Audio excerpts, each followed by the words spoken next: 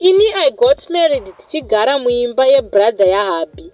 He was single ipapo, then akatozotizirwa newife same age neni. Takagara hedu zvakanaka. My husband was twice married achifirwa, so he had 3 kids. We bought tent paya and we moved. Gulezi zvavo semunhu aijaira kudya mari asingatenge food akabva arwadziwa kuti tabva pamba pavo. Nguva pfupi takanzwa kunzi tipei vana tigare navo.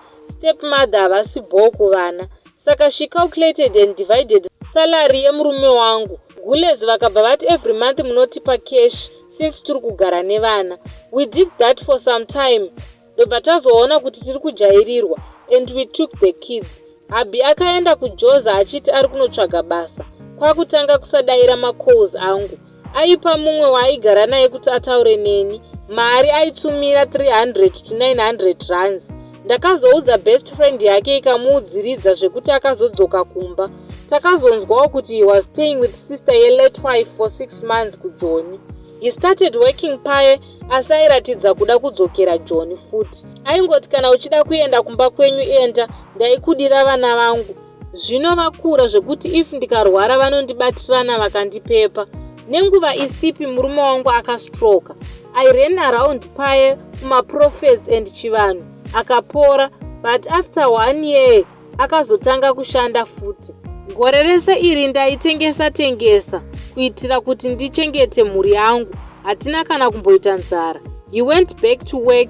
One day takanzwa kunzi ndiperekedzowo paprofet wandakarayirwa kunodiwa zai 1. I bought zvaidiwa zvacho and we went kwaprofet. Tasvika ikoko takanoona madzimai vakabva vati endai kumba munobhoila mudye mese zai iri. Baba vakauya vachida muteuro wekuti mudzokere kumusha kwenyu, asi ini pano ndinobatanidza handiputse. Takafamba rodhi yese achinyara kusvika kumba. So he started saying that I must go kumasowe. Andiyo ndatotanga kuendako ndikatojaira paya. Habi uyu aingoti ndakaudzwa kuti uri mukadzi wechikwambo chekwenyu. Ndikati kupi, aisada kundiudza, but aingoti akagaragara otaura nyaya iyoyo kuda kuti ndirwadziwe chete. So ndakatanga kuita kunge zvisingandirwadzi. Akachinja nyaya anzi uri muroyi. If I try to run away from you zvinoramba. Even nemagirlfriends angu hazvifaye.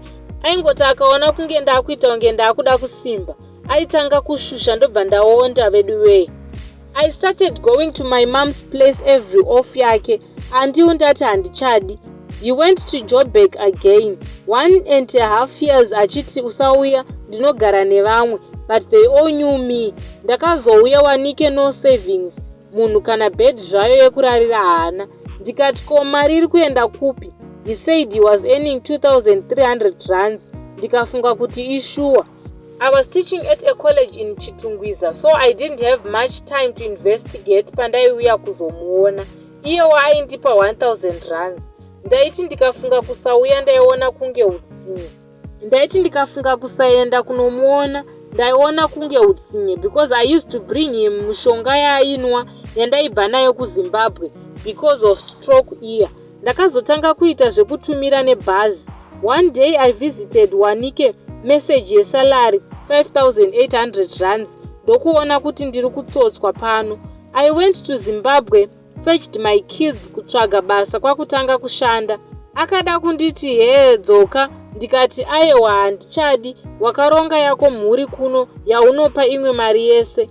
Right now I'm working nice, staying with my kids. Handina kana stress. Saka ndachida ungotiwo vakadzi ngatishandei tisatambudzwe zvakanyanya muupenyu.